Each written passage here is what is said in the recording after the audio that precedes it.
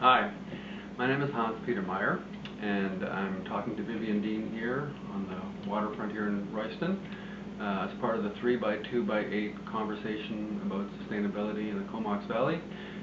Vivian, how long have you been in the valley? I've been in the valley probably almost for the last 8 years. Oh. Yeah. Yeah. So. And you're involved in a lot of things. I mean, you're a business person. You're involved in an architectural firm. We are. You got your fingers in lots of community organizations and stuff. I do. We are a firm that's been in the valley for 30 years and doing architecture and planning. And the last 4 years have been really key and critical around sustainability and bringing that to the forefront. And I've been involved with the Land Trust quite extensively in the last couple of years. Right. And last year you organized quite an amazing conference.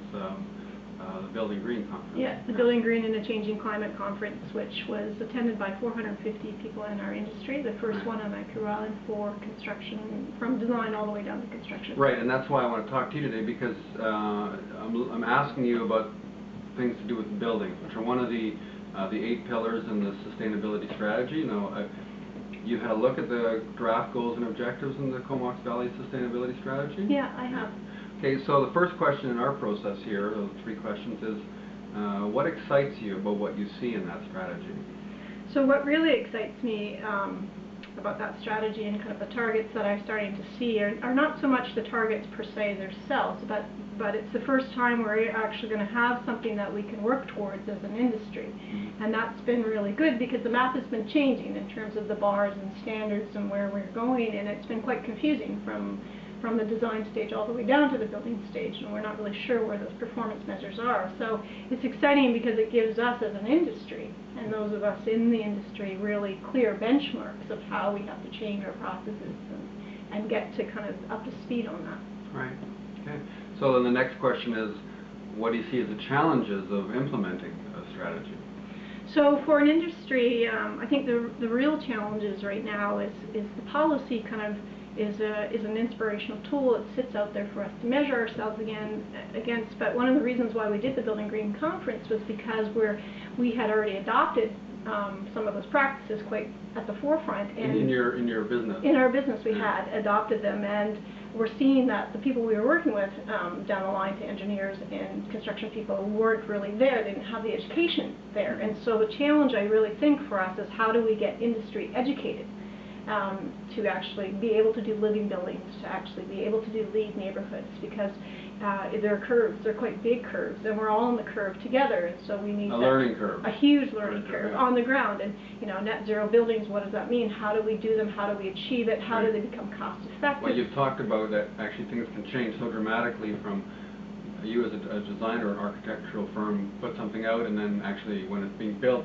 things can change on the ground, and they often do change on the ground because the skill sets aren't there and the education isn't necessarily there, or budgets come forward, right, and things get cut. So really making sure that it's an involvement of all of the industry, to the government, to the community, and understanding we're in this collaboration together on learning how to educate ourselves to actually do things on the ground. It's a puzzle. It's a new puzzle for us all, and so really just accepting that and saying, okay, if we've got these targets, it could take some time for the construction industry, or it could take some time for the engineering industry to understand how those work, and then really getting on board together to figure out how to train and teach each other, right? And that's very inclusive of local government in that process as well, right? Because they are setting the policy. Okay, and that brings me to the next question is, so how do you see your business or the work you do, how do you see yourself working with local government or other community organizations or businesses to make sustainability a reality here? So I think we need to figure out how to create those bridges better between associations and train on the ground. And I see in the strategy there's a call for North Island College, local government, and industry to come together to do a very active and proactive training courses. Right. The challenge with the building industry when we get moving very fast, as it's been previously, fortunately when it's slowing down, is of course nobody has time to actually go to a thing. So the question in the last little while is, how do we take that training on site? And then it's really... So what do you do in that? So what's your part in that? So our role in our firm, we adopted 2030, which is a very progressive challenge, a few years ago. We've been leaders, so we're bringing this knowledge to the forefront. So I think that's part of it. It's creating by adopting 2030, what it means is all of our work, kind of new work going forward, had those standards of what we value. So we're bringing that to our clients, certainly. We're bringing it out in the dialogue with like the Building Green Conference, and we're, you know, in our policy work, we're really at forefront with our client to show, you know, the small steps, but we're really, what I was talking about earlier, is we need to not just be making small steps, and that's what's neat with the targets, is they show us how big these leaps need to be. So, you know, we worked with a client here in the Comox Valley last year who wasn't open to a living building, but, you know, after a year working with us, absolutely was going to go for a living building target. Well, that's exciting. That's very exciting. Yeah. So are you meeting that generally, like are clients open to this kind of thing?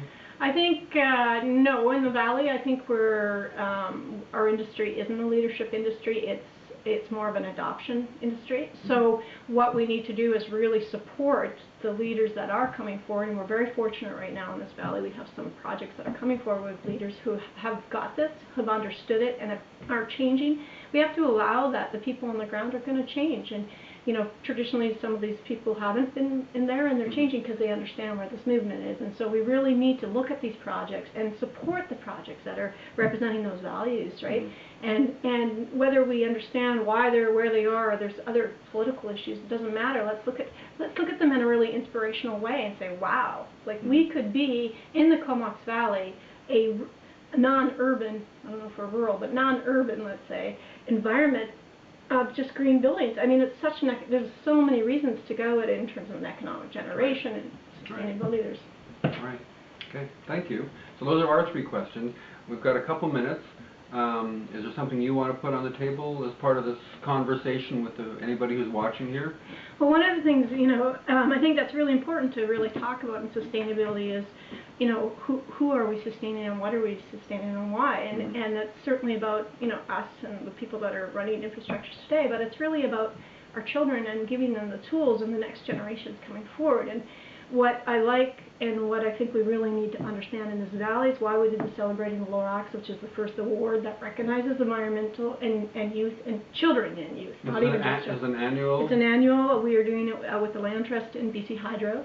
And it doesn't even, it was 6 to 17, so it's not even youth. We're recognizing children. We're recognizing in terms of embracing that value because as a community. And I really think that we need to mentor them, not just bring their voices forward, but we need to actively in sustainability mentor what that looks like with them, so that they've got these tools, because we're providing them, but if they don't know how to use them or they don't know how to access them as young leaders, right? And I really think that's something in the Valley that we could be doing, bringing that stronger forward. Okay, thanks a lot for that.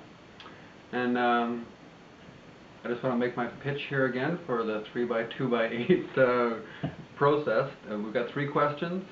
They're on the website. They're on Facebook. You know, have a conversation with your mother, your brother. You know, your dog. I was going to say that too. I'm not sure what your dog would say about the sustainability, but lots of people do have things to say about where we're at and how we can move forward. And the big one, you know, how is each of us going to take a part in working with other people to meet that? So thanks for being part of it, Vivian. Thank you. Thank you for doing it. Great.